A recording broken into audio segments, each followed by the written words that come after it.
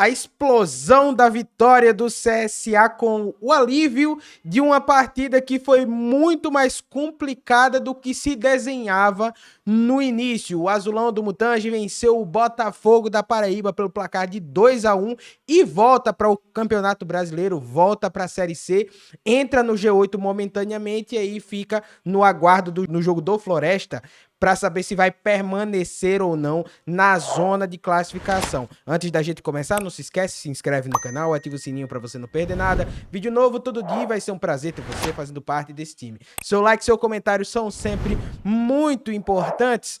Tamo junto, deixa aqui o seu comentário, que é sempre muito importante, tá? Meu povo, antes de tudo, da gente fazer esse pós-jogo, o CSA precisava vencer, tá? Nada mais importava do que a vitória. Eu cheguei a falar isso daqui no meu pré-jogo, e dificilmente eu faço isso, mas era um jogo em que o CSA precisava vencer. Se o CSA empatasse essa partida, a gente já poderia dizer que o CSA estaria fora. Porque é muito complicado para você conseguir reverter isso e com o campeonato já acabando. Óbvio que você teria que olhar a rodada para ver o que ia acontecer, mas seria de novo o CSA dependendo dos outros e praticamente aí dando adeus, né, à competição. Com a vitória, o CSA se recoloca na competição e de quebra ainda deixa para trás um adversário que, historicamente, pelo menos nessa história recente, com esse formato de competição, o Botafogo da Paraíba sempre passa de fase, o CSA praticamente aqui elimina o Botafogo, né, nesse confronto direto entre as duas equipes. Então, o resultado aqui foi um resultadaço, tá? Agora vamos falar um pouco do que foi a partida no decorrer dela, né? Como foi que esse resultado foi construído? Porque o primeiro tempo do CSA, eu acho que foi bom, principalmente os 20 primeiros minutos, tá? O CSA começou tendo volume de jogo, marcando lá em cima, diferente do que foi contra o Vasco, né? Criou boas oportunidades e aí a gente entra naquele problema de sempre. É um CSA que cria, mas é um CSA que não converte. E isso daí passou da hora de ser solucionado, porque mais uma vez ia prejudicando, né, o Centro Esportivo Alagoano. Mas é um CSA que nos primeiros minutos eu gostei bastante.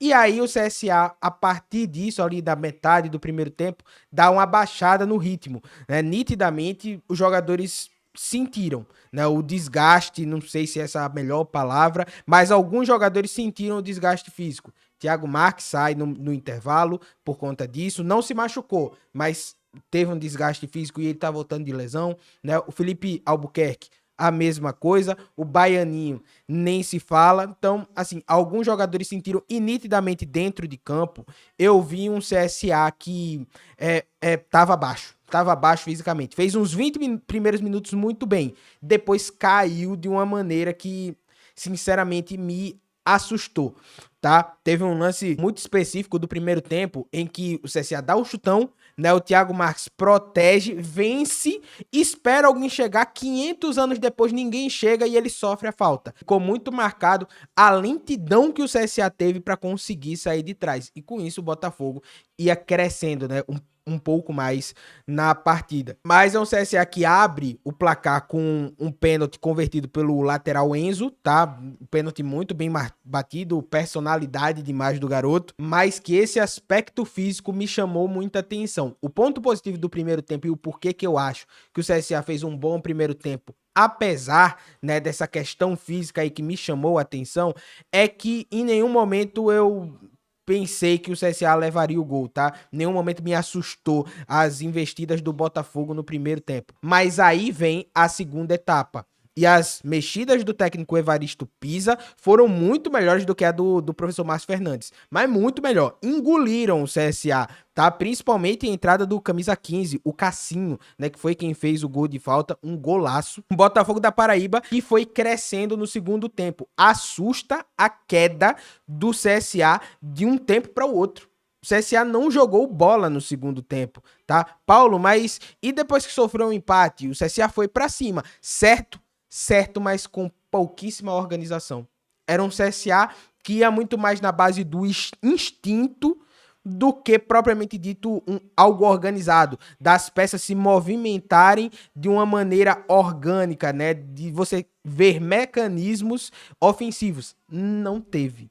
tanto é a prova disso, é que o CSA errou muito ali no terço final, tá? Quando o Botafogo da Paraíba, não é que estava muito bem postado lá atrás, tirando espaço, não. O Botafogo da Paraíba deu muito espaço, mas o CSA não conseguia se aproveitar disso. Passou muito perto, sofrer a virada, e quando ia para o ataque, não fazia isso de maneira organizada. Essa foi a impressão que eu tive. De novo, não estou criticando o trabalho do técnico, que, como a gente também já chamou a atenção, ele em uma semana, ele não teve tempo de trabalhar direito. É o ônus de você mudar no meio de 2 competições na semana. O Márcio, ele passou mais tempo recuperando e conhecendo seus atletas do que, propriamente dito, treinando algo, né? Mas, enfim, acabou que na base da torcida, e aí eu tenho que chamar a atenção dos torcedores que foram ali no estádio Rei Pelé, porque em dado momento da partida me passou a impressão do CSA já tá desacreditado do jogo. Sabe quando você tenta, mas já, pô, não vai dar certo, né? Me passou muito isso em alguns lances, né? Pela maneira que o CSA estava errando. Mas o torcedor tava ali, em determinado momento vaiou, chamou o técnico de burro, né? Mas tava ali tentando qualquer mínimo acerto do CSA ali no campo ofensivo era motivo para o torcedor aplaudir, tentar empurrar esse time. Então aqui eu também tenho que dar todos os méritos ao torcedor do CSA que foi ao estádio e que empurrou esse time. Se fosse portões vazios, eu tenho as minhas dúvidas se o CSA conseguiria essa vitória contra o Botafogo da Paraíba, tá? Então, eu já falei isso algumas vezes.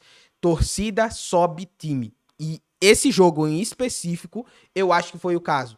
Porque o CSA, cheio de problemas, conseguiu ainda um resultado gigante com 2 gols de bola parada. 2 gols de bola parada. Mas conseguiu um resultado gigante, e eu acho que aqui a gente não tem que ficar colocando asterisco. Ah, só ganhou por causa disso, só ganhou por causa daquilo. Não, ganhou. Ganhou, tá no G8, vai ter que esperar ali o resultado contra o Floresta, mas é isso. O CSA precisava fazer a sua parte e fez. O resultado foi esse. Mas é preciso que se tenha um alerta e que chame atenção para esse momento do time. O CSA ainda não tem cara de time, tá? Precisa retomar os trilhos e aí você só vai conseguir isso com o tempo, né? Vai ter uma partida aí quinta-feira contra o Vasco, né? E depois pega o Itabaiana fora de casa, também uma partida dificílima, né? O CSA sempre quando vai para lá tem algumas dificuldades, então é jogão de novo, né? O jogo com clima de decisão novamente. A partir de agora cada jogo vai ser uma final, mas também chamar a atenção, tá, povo?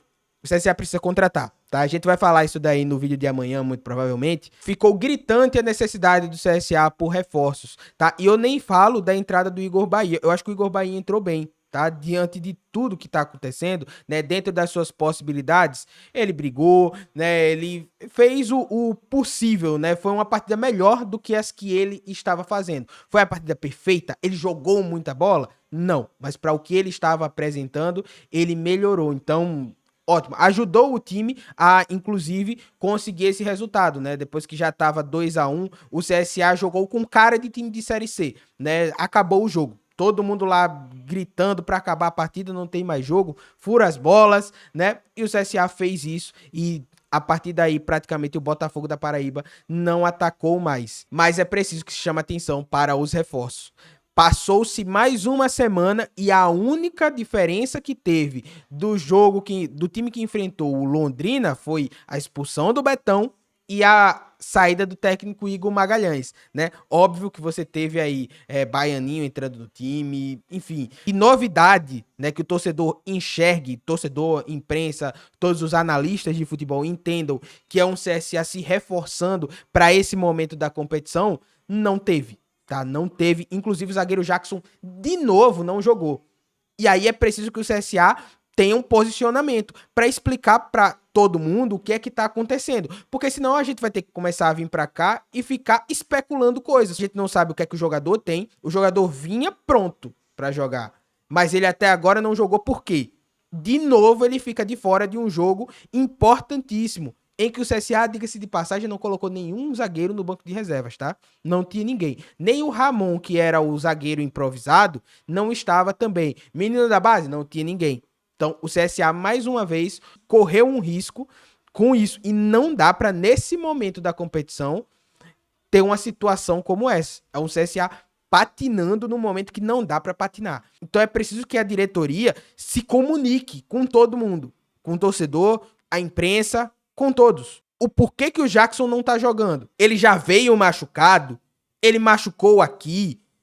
Qual o problema que ele tem? É preciso que alguém diga. Ele ainda tem condições de jogo? São respostas que o torcedor quer escutar. E até agora não vieram. Então é preciso que o CSA se comunique. Olha, para evitar qualquer tipo de burburinho, você se comunica e fala a sua versão. Você tem a versão do clube. Então é preciso que ela apareça.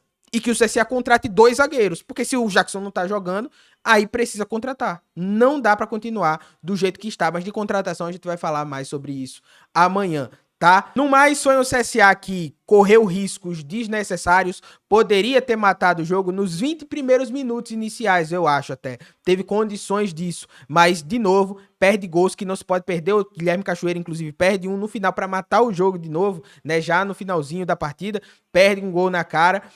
O CSA sofreu riscos desnecessários e viu num segundo tempo horroroso da equipe azulina o Botafogo da Paraíba empatar a partida e quase virar, porque meteu algumas bolas na trave, tá? Então é preciso chamar a atenção. A vitória foi gigante. Nada tira o tamanho da vitória do CSA. Foi gigante, coloca o time de novo na briga, mas é preciso chamar a atenção. A Série C tá chegando na reta final. A próxima fase é outra história. Esse mês de agosto que começou agora é decisivo. O CSA começou com o pé direito, tá? Contra o Botafogo da Paraíba no ano passado foi o jogo da virada de chave. Eu espero que esse, mesmo com essas ressalvas que a gente colocou aqui, esperamos que seja novamente o Azulão do Mutange venha de vez para brigar por essa classificação. Mas essa é a minha opinião. Deixa aqui nos comentários a sua. Não se esquece, tá? Se inscreve no canal, ativa o sininho para você não perder nada. Vídeo novo todo dia. Vai ser um prazer ter você fazendo parte desse time. Seu like e seu comentário são sempre muito importantes. Tamo junto. Valeu e até amanhã. Tchau, tchau.